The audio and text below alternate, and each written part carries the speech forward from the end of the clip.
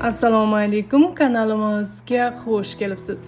Quritilgan mevalar vitaminlar, minerallar va antioksidantlarning ajoyib manbaidir. Ular shuningdek ichak sog'lig'ini saqlashga yordam beradigan o'simlik tolalariga boy. Bugun sizlarga eng foydali 10 ta quruq mevani taqdim etamiz. Demak, anjir. Anjirda juda ko'p oziq-ovqat tolasi va antioksidantlar mavjud. Shuningdek, u yurak va qon tomirlari salomatligini saqlashga yordam beradigan kaliy va magniyga boy.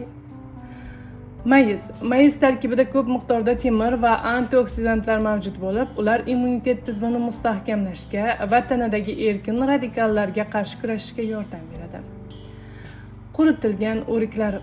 Quritilgan o'rikda teri salomatligi uchun zarur bo'lgan juda ko'p A vitamini, shuningdek temir va kaliy mavjud. Quritilgan xurmo. Xurmo ajoyib energiya manbai hisoblanadi, chunki ular tarkibida ko'p miqdorda uglevodlar mavjud. Shuningdek, ular kaliy va magniyga boy bo'lib, yurak va qon tomirlari salomatligini saqlashga yordam beradi. Quritilgan olma. Quritilgan olma terini sog'lom saqlashga va immunitet tizimini mustahkamlashga yordam beradigan xun tolasi va antioksidantlarga boy. Kaju yong'oqlari. Kajuda juda ko'p miqdorda protein va magniy mavjud bo'lib, ular mushaklarni katta qilishga juda katta yordam beradi va yurak sog'lig'ini qo'llab-quvvatlaydi. Bodom tarkibida ko'p miqdorda E vitamini mavjud bo'lib, u terini sog'lom saqlashga yordam beradi va hujayralarni erkin radikallardan himoya qiladi.